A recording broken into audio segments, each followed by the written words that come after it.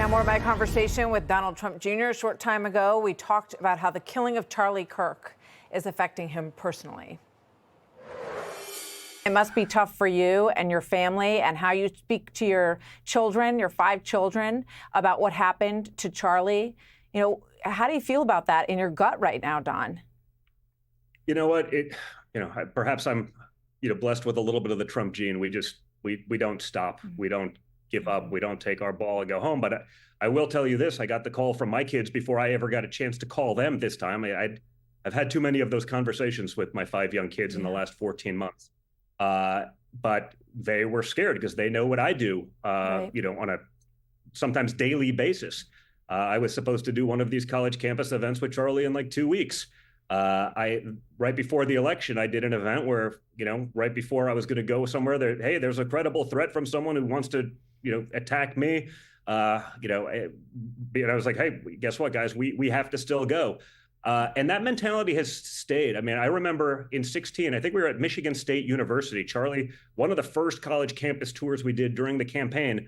And we got there and, a bunch of radical leftists were there. And as we're getting on the stage, the Michigan State Police was like, hey, guys, like, we can't stop you from doing this, but we can't guarantee your safety. And we think it's a mistake for you to go out there. And Charlie and I both looked at each other and we said, I'd rather get my butt kicked than give them the win of silencing us. So I get that it's not easy, but I think once enough people band together in unity for the common cause of really the future of our country, I think the other side will realize that they're grossly outnumbered and this stuff will have to stop. But we also have to call out those people who are doing those things. When you see people in powerful positions and teachers and all these things celebrating the death of someone who is one of the kindest individuals I've ever had the honor of knowing, we have to call that out because that's not acceptable. Those people shouldn't be teaching our young children and indoctrinating them and propagandizing them for decades. That's perhaps why we have so many frustrated 20-year-old youth running around the country, because they have no purpose. They've been told that men can't do anything anymore, and they must punish themselves for being born into who they are, and they must become trans to be able to be accepted into a group because that's a unique group with privilege. This crap has to stop, Martha. And those are the things that Charlie talked about. He did it much nicer than me and much more eloquently, and he could do that with a smile and in casual discourse.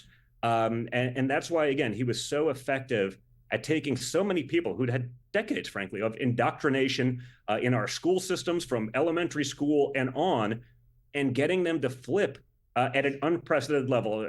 Truly an accomplishment that no one's been able to do. So I think we honor his legacy by doing what he would want, which is for us to stay engaged, to be able to have those conversations, to do so loudly and proudly, to make sure that our voices are heard and that everything he stood for is not forgotten. I think he will do that because there's just so much out there of Charlie doing that so well. I think Absolutely. you decades worth of material that we can still learn from.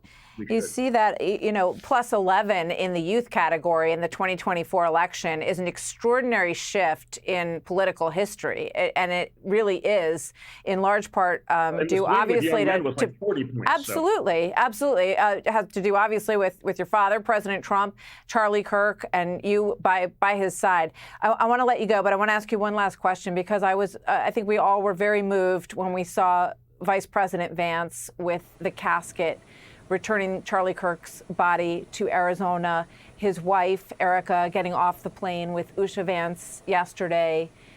What was that like for you to see this video, Don?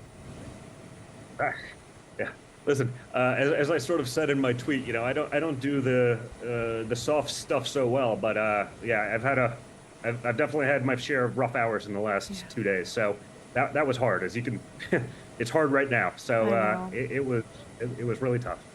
This is someone I spoke to every day for the last decade, probably multiple times a day. So a true leader, a great family man, a great father of 2 young children, who's frankly accomplished more at 31 than most people would in multiple lifetimes. So it's definitely difficult. Yeah.